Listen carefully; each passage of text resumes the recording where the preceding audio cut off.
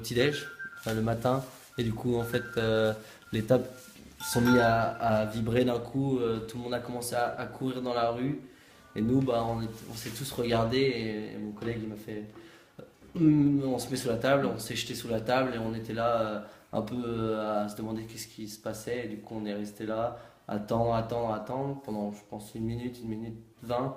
Et du coup, on est sorti et là, c'était vraiment l'impression de chaos. On n'a pas vraiment compris ce qui s'est passé par rapport à toute cette secousse de ce bâtiment qui bougeait de droite à gauche, de gauche à droite, on ne savait même pas.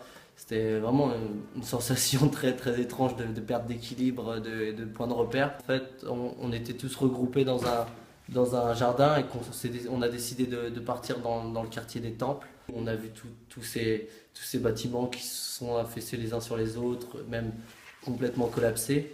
Ce quartier où il y avait vraiment des jolis temples quand j'ai été. Et là, c'était vraiment le calme, tout le monde était observateur, prenait des photos, des vidéos un peu ébahis. Et on voyait des gens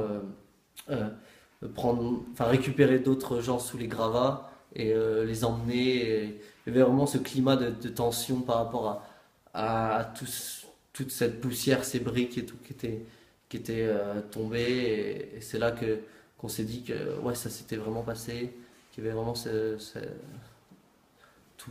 ouais, non, à l'ambassade française, ils ont mis en place une situation de crise.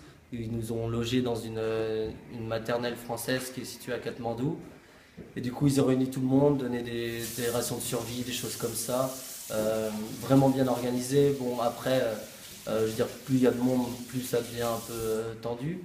Mais les gens sont restés assez calmes. On a eu des informations comme quoi il y avait un avion français commercial qui avait atterri sur le territoire népalais. Du coup, ils nous ont vraiment du tac au tac, ils ont ramené des bus, tout le monde est rentré dedans, tout le monde a pu être embarqué, plus les gens qui étaient malades et les mères et les enfants et les gens blessés, bien entendu. Moins de 24 heures, on a réussi à arriver sur le territoire français, accueilli par le ministre des Affaires étrangères. Et maintenant, je suis arrivé à Saint-Brieuc par le biais d'autres personnes qui m'ont ramené jusqu'ici.